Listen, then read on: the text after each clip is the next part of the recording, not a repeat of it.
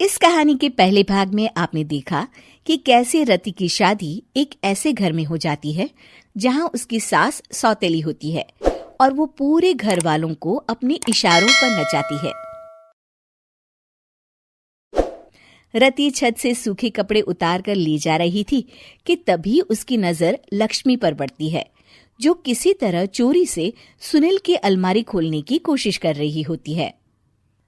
अरे, ये माँ जी को क्या हो गया? चोरों जैसे क्यों आप मेरी अलमारी खोल रही हैं माँ जी? आपको क्या चाहिए मुझे बताइए। अरे वाह, क्या चाहिए मुझे बताइए। अरे मैं इस घर की मालकिन हूँ, पूरा घर मेरे इशारों पर नाचता है और तुम्हें बताऊं कि मुझे क्या चाहिए? हट यहाँ से। और वो उसे जोर से धक्का देती है। जैसे ही लक्ष्मी रति को धक्का देती है, उसके सर पर चोट लग जाती है और वो बेहोश होकर गिर जाती है। रति के आसपास पूरा परिवार खड़ा रहता है। डॉक्टर जैसे ही उसे देखकर जाता है, रति को होश आता है। अरे बेटा, तुम दूर क्यों खड़े हो? मेरे पास आओ, मैं तुम्हारी माँ हूँ, कमला। रति के मुंह से लक्ष्मी सारंग की माँ का नाम सुनती है तो हैरान सी रह जाती है। क्या बोला रति बहू?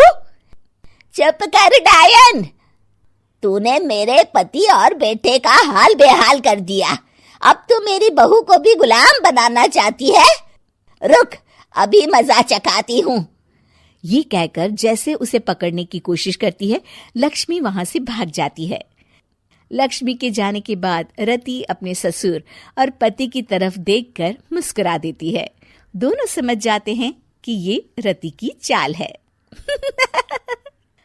अगली सुबह लक्ष्मी का पति खाना लेकर खेत में जाने के लिए निकल ही रहा होता है कि लक्ष्मी उसे रोक देती है।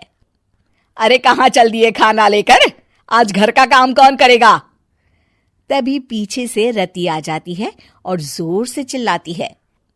कौन इनको काम पर जाने से रोक रहा है? मैं अभी उसे मजा चखाती हूँ। जैसे ही रति लक्ष्मी की तरफ बढ़ती है, लक्ष्मी घबरा जाती है। मैं तो मजाक कर रही थी बहन। आखिर मैं कौन होती हूँ रोकने वाली? मैं तो बस ये पूछ रही थी कि घर का काम कौन करेगा। कौन क्या? तू करेगी। चल उठा झाड़ू और शुरू हो जा।